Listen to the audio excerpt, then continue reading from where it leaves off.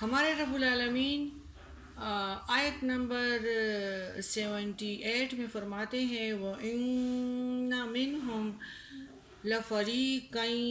يَلْوُونَ أَلْسِنَتَهُمْ بِالْكِتَابِ لِتَحْسَبُوهُ مِنَ الْكِتَابِ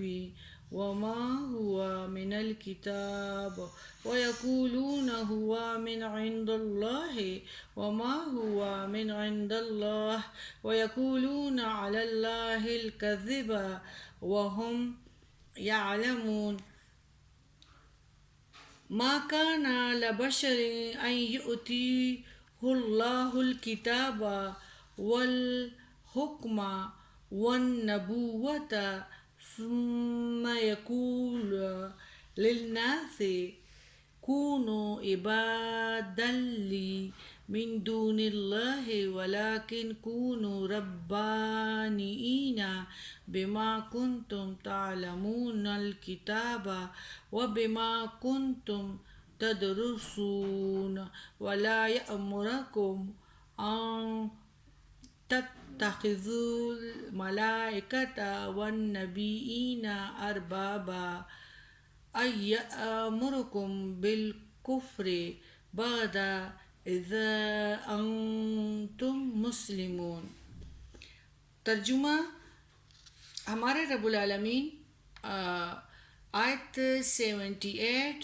اور 79 اور 80 میں فرماتے ہیں اور ان اہل کتاب سے کچھ لوگ ایسے بھی ہیں جو تورات کو پڑھتے وقت اپنی زبانوں کو ایسے موڑ دیتے ہیں، ایسے لہجے میں ادا کرتے ہیں تاکہ تم اسے تورات ہی کا حصہ سمجھو، حالانکہ وہ تورات کی عبارت نہیں ہوتی۔ وہ کہتے یہ ہیں کہ یہ اللہ کی طرف سے نازل شدہ ہے، حالانکہ وہ عبارت اللہ کی طرف سے نازل شدہ نہیں ہوتی۔ یہ لوگ دیدہ دانستہ جھوٹی باتیں اللہ سے منسوب کرتے ہیں۔ کسی شخص کا یہ حق نہیں کہ جسے اللہ کتاب و حکمت و نبوت عطا کرے پھر وہ لوگوں سے یہ کہے کہ تم اللہ کو چھوڑ کر میرے بندے بن جاؤ، بلکہ وہ یہ کہے گا کہ تم اللہ والے بن جاؤ، کیونکہ جو کتاب تم لوگوں کو سکھاتے ہو اور خود بھی پڑھتے ہو اس کی تعلیم کا یہی تقاضا ہے، اور وہ نبی تمہیں یہ کبھی نہ کہے گا کہ تم فرشتوں اور نبیوں کو ہی رب بنا لو۔ بھلا تمہارے مسلمان ہو جانے کے بعد وہ تمہیں کفر کا حکم کیسے دے سکتا ہے؟ اور وہ وقت بھی یاد کرو جب اللہ نے تمام انبیاء سے یہ عہد لیا، اگر میں تمہیں کتاب اور حکمت عطا کروں پھر کوئی ایسا رسول آئے جو اس کتاب کی تصدیق کرتا ہو جو تمہارے پاس ہے تو تمہیں اس پر ایمان لانا ہوگا اور اس کی مدد کرنا ہوگی۔ اللہ نے یہ حکم دے کر نبیوں سے پوچھا کہ تم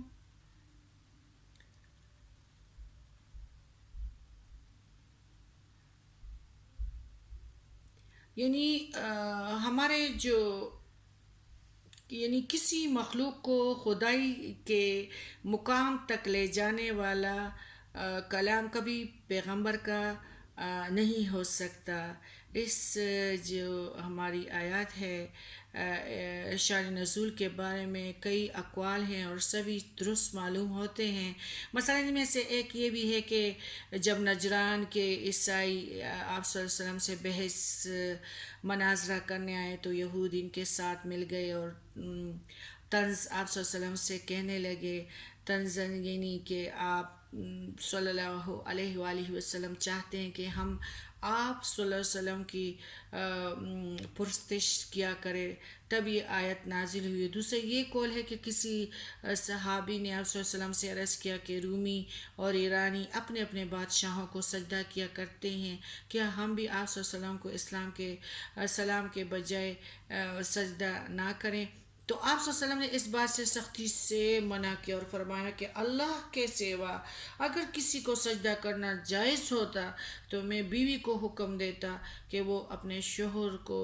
سجدہ کرے، کیونکہ شوہر کا بیوی پر بہت حق ہے۔ ترمذی ابواب الرضا والطلاق باب ما جاء فی حق الزوج علی المرأة۔ تب یہ آیت نازل ہوئی، جو کچھ بھی یعنی ہو، اس آیات میں ایسی باتوں کی جامع تردید ہے جو مختلف قوموں پیغمبروں کی طرف منسوخ کر کے اپنی مذہبی کتابوں میں شامل کر دی گئی ہیں، جن کی روح سے کوئی پیغمبر یا فرشتہ معبود قرار پاتا ہے۔ ان آیات میں ایک قاعدہ کلیہ بیان کر دیا گیا ہے کہ کوئی ایسی تعلیم جو اللہ کے سوا کسی اور کی بندگی سکھاتی اور بندے کو خدا کے مقام تک لے جاتی ہو، وہ ہرگز کسی پیغمبر کی تعلیم نہیں ہو سکتی۔ اور جہاں کسی مذہبی کتاب میں کوئی ایسی بات پائی جائے تو سمجھ لینا چاہیے کہ یہ گمراہ کن عقیدہ لوگوں کے تخریفات ہے۔ پھر نبی کا اپنی پرستش کے لیے کہنا ناممکن ہے، اور علماء کو رب بنانے کا مطلب یعنی واضح رہ گئے کہ اپنے علماء اور مشائخ کی باتوں کے سامنے بلا تحقیق سر تسلیم کر دینا بھی انہیں اپنا رب قرار دینے کے مترادف ہوتا ہے۔ جب اس آیات میں ہے اتخذوا احبارهم ورهبانهم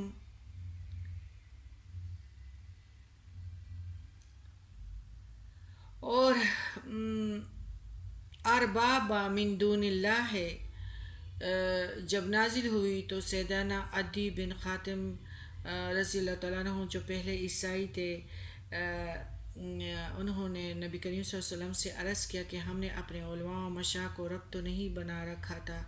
آپ نے فرمایا کہ یہ بات نہ تھی کہ جس چیز کو وہ حلال کہتے ہیں تم اس کو حلال، اور جسے وہ حرام کہتے ہیں تو تم اسے حرام تسلیم کرتے تھے۔ عدن بن خاتم رضی اللہ تعالیٰ عنہ کہنے لگے ہاں یہ بات تو ضرور تھی۔ آپ صلی اللہ علیہ وسلم نے فرمایا یہی رب بنانا ہوتا ہے، اور حالانکہ